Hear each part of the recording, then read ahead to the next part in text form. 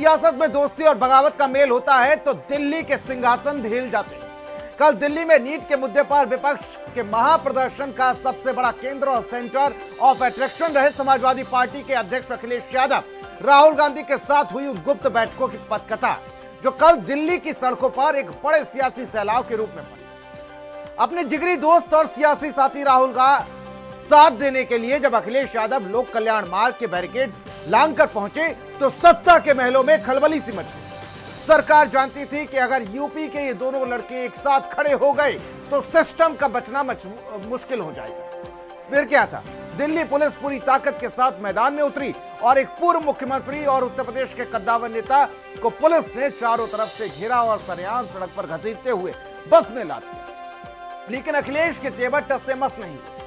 आखिर क्यों कांप उठा दिल्ली दरबार अखिलेश के इस कदम से? क्या यूपी के इन दो लड़कों की ये जुगलबंदी आने वाले वक्त में दिल्ली के दरबार में कोई बड़ा भूचाल लाएगी? देखिए हमारे इस खास और विस्फोटक रिपोर्ट। प्रधानमंत्री छात्रों की मांग को तो माने, आखिरकार छात्रों की मांग क्यों नहीं मान रहे हैं? Democracy in India is happening right now. ये तस्वीरें उस तैयारी की हैं जो कल राहुल अखिलेश ने गुप्त बैठक में की थी। एक बार नहीं दो बार इसीलिए हुई थी राहुल अखिलेश की 1-to-1 मुलाकात। पीएम आवास के बाहर सियासी भूचाल, राहुल, प्रियंका और अखिलेश को पुलिस ने सड़क पर घसीटा।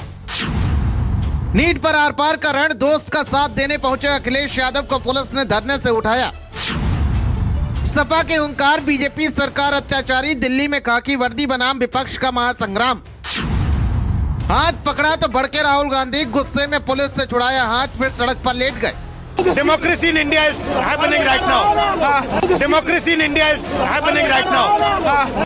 इन तीन तस्वीरों के देखिए। पहली तस्वीर में समाजवादी पार्टी के मुखिया अखिलेश यादव जो पुलिस की हिरासत में पुलिस की बस में बैठे। दूसरी तस्वीर में लोकसभा के नेता प्रतिपक्ष राहुल गांधी जो कुछ देर पहले सड़क पर लेटे हुए थे और अब पुलिसिया हिरासत में पुलिस की बस में। और तीसरी तस्वीर में प्रियंका गांधी वाड्रा है जिन्हें पुलिस बस में बिठा रही है। आज नई दिल्ली का वीआईपी इलाका इंकलाब के अखाड़े में तब्दील हो गया था। लाखों छात्रों के भविष्य को निगलने वाले नीट घोटाले की आंच सीधे प्रधानमंत्री नरेंद्र मोदी के दरवाजे तक पहुंच चुकी थी। आज फिर से दिल्ली पुलिस ने गृह मंत्री के इशारे पर, प्रधानमंत्री के इशारे पर बहुत ही कायरतापूर्वक तरीके से हमारे नेता राहुल गांधी को घसीटकर हिरासत में लिया। हमारी नेता प्रियंका गांधी को बदतमीजी कर और घसीटकर बस में जबरदस्ती ठूसा और बदतमीजी से ले जा रहे हैं। बता भी नहीं रहे कि हमारे नेताओं को कहां ले जा रहे हैं। हम सब को गिरफ्तार करके ले जाया जा रहा है। हमारे कपड़े फाड़ दिए, हम पर एक तरह से बर्बरतापूर्वक कार्रवाई की।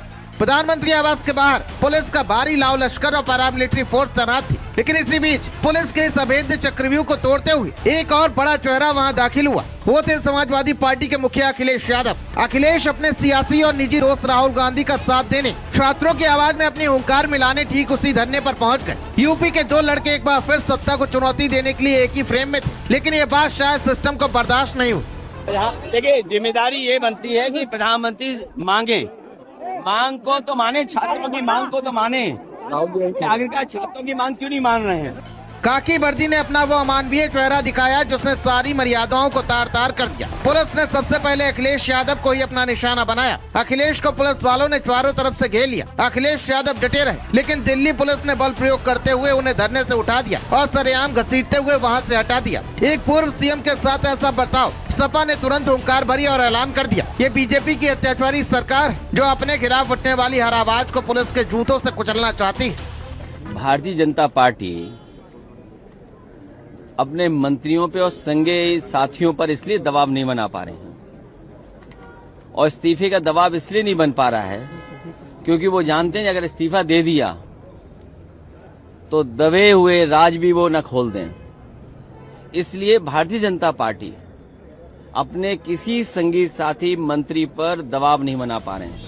जैसे ही पुलिस के जवान ने राहुल गांधी का हाथ पकड़ा तो राहुल का गुस्सा सातवें आसमान पर पहुंच गया। उन्होंने झटके से पुलिस वाले का हाथ छुड़ाया और सिस्टम को गुलू चुनौती देते हुए वहीं सड़क पर लेट गए। Democracy in India is happening right now. Democracy in India is happening right now.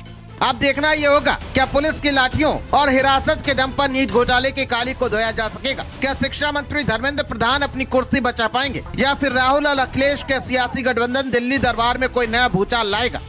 Special desk, Bharat समाचार।